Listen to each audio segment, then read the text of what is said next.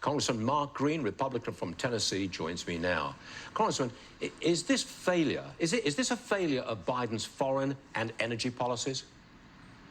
100%, Stuart. First, at the 100,000-foot view, just the assault on American oil and gas has driven our dependence on other countries like Venezuela and, of course, Saudi Arabia.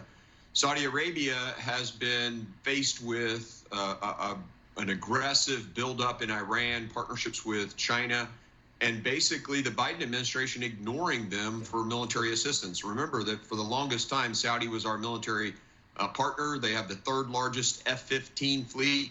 And Biden, because of the horrible act of Khashoggi, has stiff-armed the KSA for his entire administration.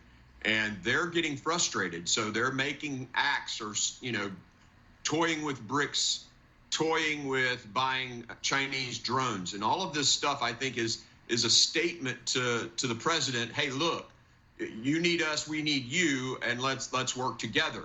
I think there's some good things happening in negotiations behind the scenes, but nothing's come of it yet.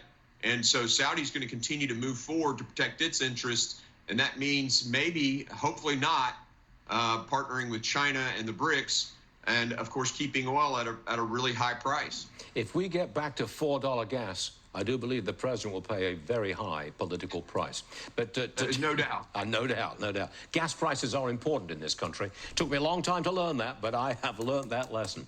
Next case. Yes, sir. Mike Pence, former vice president, praising New York City's Mayor Eric Adams for calling out Biden on the border crisis. Watch this, Congressman. Roll it.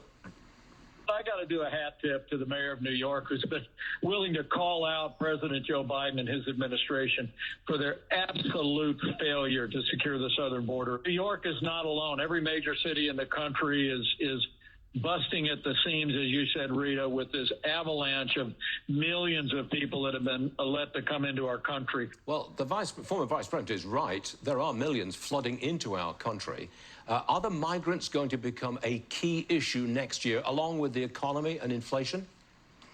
Well, first, let me disagree with the vice president on one issue. I don't praise Adams or the Massachusetts governor.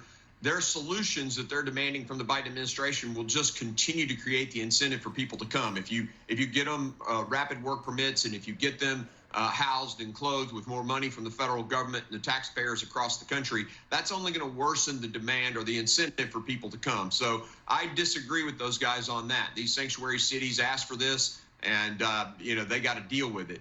In terms of will it be a political issue, I absolutely think this is going to be one of the major issues. The economy, of course, is always number one, but clearly Americans are paying a massive human price and a financial price for these open door policies. And our committee, I sit as the chairman of Homeland Security. We are in this 5-phase investigation into this open border, and we're showing the American people both the human cost and the financial cost, and it will be an election issue.